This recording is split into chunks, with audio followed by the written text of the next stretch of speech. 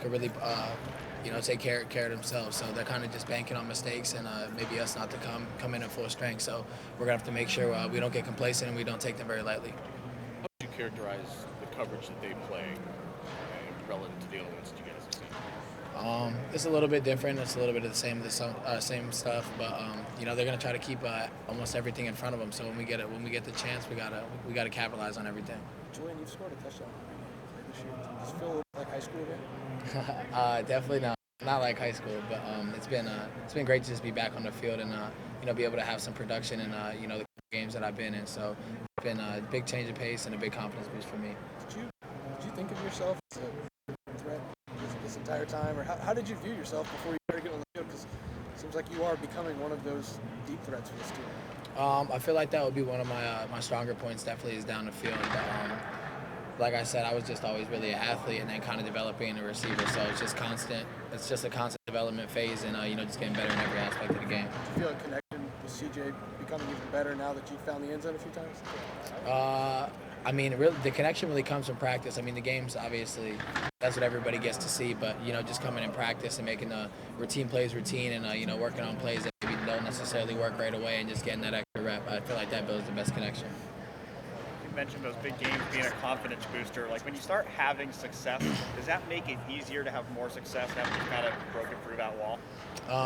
I definitely think so. I mean, obviously that first game was for me it was kind of jitters. It was one of my first games back in a long time. But, just getting that out of the way and, having an all right game and playing however many snaps it was, I feel like now there's just so much you could build on. And, the confidence boost, like I was talking about a second ago, really comes in practice, that hard Tuesday, Wednesday when you're really going at it. So that just helps really ease your nerves knowing that you put in that preparation earlier in the week. Julian, I know with Mecca and Marvin, they're mature guys for being relatively young. With Jaxon out and you kind of getting yourself back into the mix at full-time rotation, have you felt your role maybe be more important than maybe just on the field, or do you feel like you have a role in leading those guys to be ready to take over? I mean, obviously they're really mature dudes, so they don't necessarily need like a real vocal leader. They're really, a lot of them are leaders themselves, but just based on the off season and everything like that, I feel like I kind of have grown into that leadership role as time went on, and I'm starting to become more vocal and be able to like really go out of my way to try to help everybody out, in the receiver room or even outside of our room. So I feel like it's definitely a role I'm growing into, but it's still going to take some time to really get comfortable in it. The guys that are not in that room, I think it's interesting. You obviously came in all the hype, and college football can be tough. How have the younger guys, the freshmen especially, responded to more vocal leadership? Honestly, they've responded really well because they've definitely faced some adversity as soon as they got here, even like leading up to this point. So just having somebody to lean on, like somebody older that's been through a lot, especially like myself, I've had a lot of conversations with some of the younger dudes who, come in and think this, and this is going to happen, and it doesn't go their way right off the bat. So just being able to have somebody to, lean on and talk to and really get your feelings out there, and somebody who really understand it, I feel like that's very beneficial for them. As well as you guys have played without Jaxon, what can Jaxon do to make you guys even better? I feel like it's a whole different ballgame with him. Obviously, we're real dynamic as a receiver group, and we're striving to be the best receiver core in the country. So just having him come back and being healthy is gonna be a whole dynamic for our offense. In what ways? What does it do that takes you guys to a whole other level? A little bit of everything. I mean, Jackson's Jaxon. You saw what he did last year, so I feel like his game really plays for himself. Play the film, and like it really speaks for itself. It's hard to really take a deep dive into him when he's just an amazing football player. He's one of the best receivers in the country. Like, there's no doubt about that. So just having him back is going to be a huge boost for all of us. Do you think you four could play together? Like, three of you guys, Marvin, Mecca, you, Jaxon on the field at the same time? Maybe. I mean, it would obviously have to depend on what personnel we're in and stuff like that, but it definitely could be a possibility. How much film have you guys watched that 2017 game against Iowa? We've actually talked about it a good amount, especially we really took like a deeper dive into it yesterday and in one of our team meetings, just talking about not getting complacent. And they came off a big win in 2017 just to get washed out by Iowa. So that's something we're really taking in the heart right now. Just taking every game one at a time and focusing on them and not overlooking them and looking into later down the season. Their film, they don't change much what they do defensively. They haven't changed much since then to now. How much can you guys as a group learn from that film? You could learn a lot. You could learn a lot of tendencies. You could learn all this stuff. They kind of stick to their basics and they stick to what they're good at. And like I said, they kind of just they feel like they could play their defense better than you could play your offense. So you really have to make sure you're sound in all aspects of the game and really just taking care of the football and doing everything you do at a very, very competitive level. Julian, we've heard stories about Marvin's work ethic. What was kind of your first impression when he got here? That he was crazy. Why you say that? Nah, Marvin Mack, crazy work ethic when they came in. Even JB, I mean, coming in here, I mean, in the off season, 5 o'clock in the morning.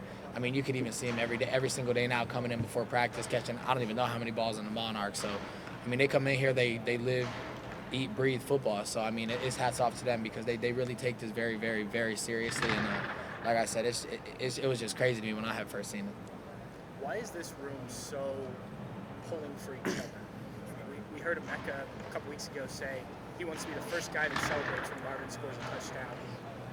You guys could be individual guys. You guys could be me guys. Why is it not that case, despite how talented this room is?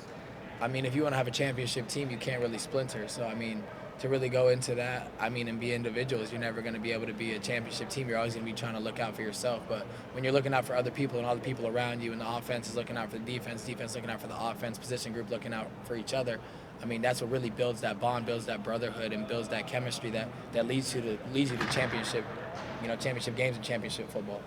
Julian, I know you've been asked this probably. I'm sorry for doing it again. Just to have like Jaxon in uniform and working out over here, what does that mean for the rest of the unit? It's a huge boost, huge confidence boost. It's great to have him back. Obviously, we've missed him the past couple weeks, and it's great to see his face back in the mix and seeing what he can do on the field just in practice and everything like that. So, I mean, that's one of my brothers. So, I mean, I'm super excited for him. I'm super excited to play with him again. He hasn't had to go through a lot of the injury stuff like you have, obviously. I don't know whether you had conversations about dealing with it or not with it, but what would you have told him if you did? No, we've had a couple conversations, and it's really just like, it's just another bump in the road. I mean, that's how you have to take it. It's just another point of adversity that's going to make you stronger down the line. So it really is what you make of it. If you take it like, oh man, I'm hurt, like this sucks, all this kind of stuff, like it's honestly, there's going to be no growth from it. But if you take it as, I'm hurt, I got an opportunity to be better, I have an opportunity to focus on all the things that I was lacking on, I have an opportunity to cheer on my teammates. It's obviously very, very hard, but once you do that, I feel like it builds you into such a better person, and really just it makes you harder as a person. Julian, last bye week, not only that you guys had the week off, but also for Ohio State students, it was the fall break.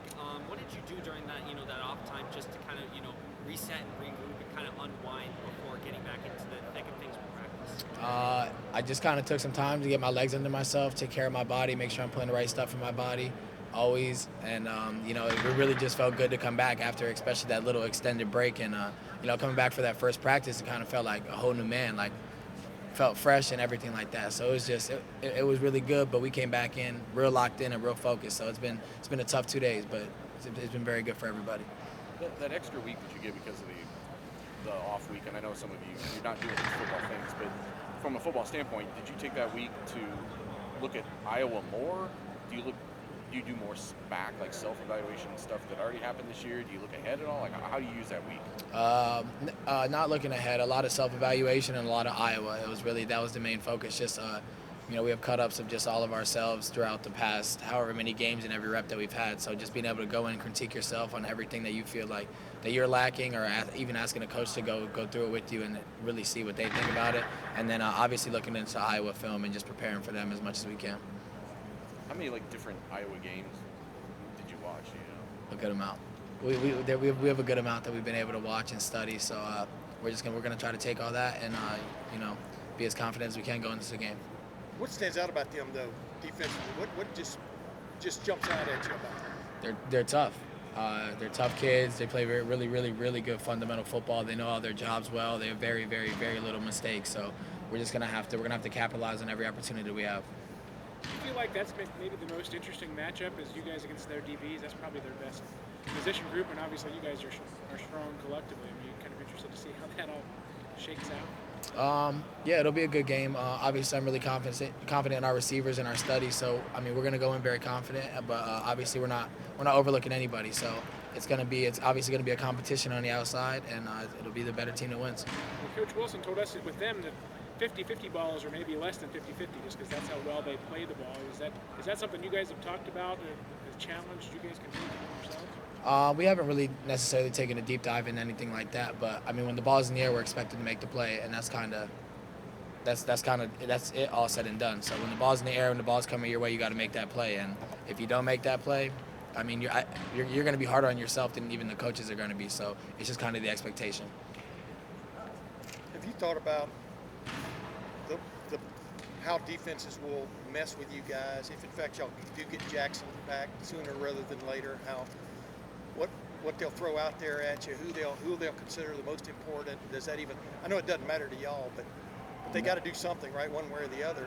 Yeah, I mean, y'all are so established now. Yeah, no, I without him. I haven't really thought about it or anything like that, and I don't know if he has or anything like that as well. But I mean, obviously, it's going to be really, really hard to focus in on one receiver with all the threats we have. We're a really, really deep room across the board, so I feel like it's going to be really hard for defenses to really hone in on one person and leave somebody else in single coverage. Yeah, including yourself. Huh? Yeah, yes, sir. I mean, you've had some weeks here recently. Yes, what is?